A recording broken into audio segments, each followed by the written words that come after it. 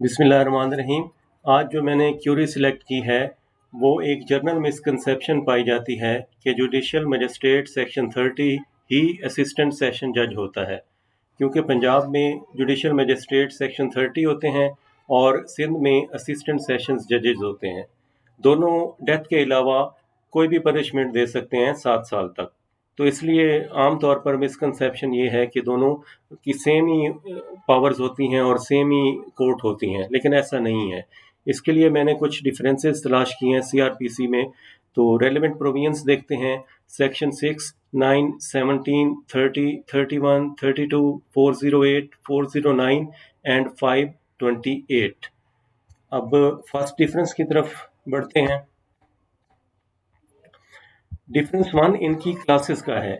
जो मजिस्ट्रेट है उसकी क्लासेस 6(2) में है। There shall be the following classes of magistrate, namely magistrate first class, second class और थर्ड क्लास। ये बात ज़हन में रहे कि सेकंड क्लास और थर्ड क्लास अब एग्जिस्ट नहीं करते। तमाम जज साहबान as a magistrate first class काम करते हैं। अब सेक्शन 6 में कोर्ट्स को दो कैटेगरीज में डिवाइड किया गया है, कोर्ट्स ऑफ सेशन और कोर्ट्स ऑफ मजिस्ट्रेट। 6(2) में कोर्ट्स ऑफ मजिस्ट्रेट को बता दिया है। अब कोर्ट्स ऑफ सेशन कौन सी होंगी वो सेक्शन 9 में बताया है। इसमें 9(3) में जो है वो असिस्टेंट सेशंस जजेस को रखा गया है। तो ये फर्स्ट डिफरेंस है कि मजिस्ट्रेट की क्लासेस में असिस्टेंट सेशन जजेस को नहीं रखा गया, बल्कि कोर्ट ऑफ सेशन की कैटेगरी में रखा गया है 9(3) में। सेकंड डिफरेंस की तरफ चलते हैं। सेकंड डिफरेंस है इनकी सबऑर्डिनेशन से रिलेटेड प्रोविजन का। सबऑर्डिनेशन दोनों की ही सेशन जज साहब के पास होती है, और 17(1) में मजिस्ट्रेट्स की सबऑर्डिनेशन के बारे में बताया गया है, और 17(2) में असिस्टेंट सेशन जजेस की सबऑर्डिनेशन के बारे में बताया गया है। दोनों ही सबऑर्डिनेट सेशन जज साहब के होते हैं। तो ये सेकंड डिफरेंस है कि दोनों कैटेगरीज डिफरेंट हैं। थर्ड इसमें जो डिफरेंस है वो है इनकी इम्प्रिजनमेंट के हवाले से, कितनी इम्प्रिजनमेंट ये दे सकते हैं। तो सेक्शन 30 जो है बेसिकली वो मजिस्ट्रेट फर्स्ट क्लास ही होता है, उनको एक्स्ट्रा पावर्स दी जाती हैं सेक्शन 30 के तहत कि वो कोई भी ऑफेंस ट्राई कर सकते हैं एक्सेप्ट पनिशेबल विद डेथ। तो आम जो जुडिशल मजिस्ट्रेट फर्स्ट क्लास होते हैं उनकी पावर्स सेक्शन 28 और 29 में हैं, और in addition to section 28 and 29 section 30 की पावर्स दी जाती हैं। बेसिकली वो होते सेक्शन 30 भी मजिस्ट्रेट फर्स्ट क्लास ही हैं। सेक्शन 31 में एडिशनल सेशन असिस्टेंट सेशंस जजेस की पावर्स के बारे में बताया गया। 31(3) में एन असिस्टेंट सेशंस जज में pass any sentence authorized by law except a sentence of death और of imprisonment for a term exceeding 7 years। तो यहाँ भी एक डिफरेंस आ गया दोनों के दरमियान के सेक्शन 30 जो होता है मजिस्ट्रेट फर्स्ट क्लास, उसकी पावर्स 28, 29 और 32 में है, और उनको एडिशनल पावर्स दी जाती हैं सेक्शन 30 की। जबकि असिस्टेंट सेशन जजेस की पावर्स जो हैं वो सेक्शन 31 में है और वो कोर्ट ऑफ सेशन की ही पावर्स में आते हैं। ये तीसरा डिफरेंस हो गया। अब चौथे डिफरेंस की तरफ बढ़ते हैं। चौथा डिफरेंस इनके दरमियान है अपील से related. Section 408 appeal from sentence of assistant sessions जज और जुडिशल मजिस्ट्रेट। इसमें मजिस्ट्रेट जो भी सज़ा दे दे, मजिस्ट्रेट सेक्शन 30 चाहे 7 साल भी सज़ा दे दे तो उसकी अपील कोर्ट ऑफ सेशन में ही जाती है। जबकि सेक्शन 408(b) में बताया गया है कि अगर असिस्टेंट सेशन जज जो है वो 4 साल से ज़्यादा की सज़ा देगा तो उसकी अपील हाई कोर्ट में जाएगी, सेशन कोर्ट में नहीं जाएगी।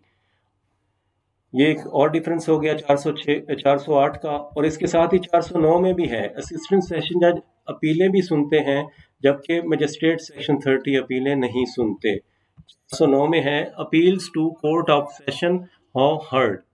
तो इसमें जो है ये subject to the provisions of this section an appeal to the court of session और सेशंस जज shall be heard by the sessions judge or by an additional sessions judge or an assistant sessions judge। कि assistant session जजेस को appeal के भी इख्तियारात हैं, जबकि magistrate section 30 को कोई ऐसे इख्तियारात नहीं हैं। ये भी एक डिफरेंस हो गया। अच्छा, अपील से रिलेटेड जो क्लियर करती है जजमेंट, वो इनका डिफरेंस भी वो क्लियर कर देती है कि सेक्शन 30 असिस्टेंट सेशन जज हरगिज़ नहीं होता। ये 2013 MLD page 1054 Islamabad high court की ये है। मिस्टर जस्टिस मोहम्मद अनवर खान कासी, ये चीफ जस्टिस थे, इन्होंने ये जजमेंट दी थी और ये काफ़ी क्लियर कर देती है दोनों के डिफरेंस को। Appeal from sentence passed by judicial magistrate under section 30 CRPC forum. अब हमने 408 में ये पढ़ा है कि अगर असिस्टेंट सेशन जज 4 साल से ज़्यादा की सज़ा देगा तो वो हाई कोर्ट में अपील लाई करेगी, जबकि मजिस्ट्रेट सेक्शन 30 4 साल से ज़्यादा भी अगर सज़ा देता है, 7 साल भी देता है, तो फिर वो कोर्ट ऑफ सेशन में ही उसकी अपील जाती है। इसको जजमेंट को देखते हैं। An accused were convicted by a judicial magistrate under section 30 CRPC and sentenced to 7 years imprisonment and fine. Accused persons filed appeal against their conviction before the additional sessions judge, ये वही misconception, which was dismissed being quorum non judice and returned for presenting before the High Court in view of section 408B CRPC. अब जज साहब ने, additional साहब ने भी यहाँ पे मजिस्ट्रेट सेक्शन 30 को कंसिडर कर लिया कि वो असिस्टेंट सेशन जज है और 408B में उसको ले गए कि ये अगर 4 साल से ज़्यादा सज़ा इन्होंने दी है तो ये हाई कोर्ट इनकी अपील सुनेंगे, लेकिन ऐसी बात नहीं थी। Legality, section 408B CRPC stated that a sentence of imprisonment for a term exceeding 4 years passed by assistant sessions judge shall be appealable to the High Court. Word magistrate, judicial magistrate did not find mention in section 408B CRPC. 408B CRPC में कहीं जिक्र नहीं है magistrate section 30 का या magistrate first class का, वो सिर्फ एक्सक्लूसिवली डील करता है असिस्टेंट सेशन जज को। Therefore, said section was not applicable in case of sentence passed by a magistrate under section 30 CRPC. Impugned order was set aside with the direction that appeal before the additional sessions judge should be considered to be pending. Revision petition was allowed accordingly. ये judgement हमें बिल्कुल clear कर देती है कि section 30 जो है magistrate section 30 वो हरगिज़ असिस्टेंट सेशन जज नहीं है। लास्ट डिफरेंस, इसका डिफरेंस 5, ये ट्रांसफ़र के हवाले से है। केसेस जो ट्रांसफ़र होते हैं 528, सेशंस जज में withdraw cases from assistant sessions जज। 1 में है कि एनी सेशंस जज may withdraw any case from or recall any case which he has made over to any assistant sessions judge subordinate to him, कि असिस्टेंट सेशन जज से किसी भी वक्त सेशन जज साहब जो हैं कोई भी केस विड्रॉ कर सकते हैं, रिकॉल कर सकते हैं जो उनको भेजा गया है। अब इसका 1B की तरफ आते हैं। 1B में जो है 1A एडिशनल सेशन जजेस से केसेस की विड्रॉल वगैरह से डील करता है, हम उसको स्किप करके 1B की तरफ जाते हैं।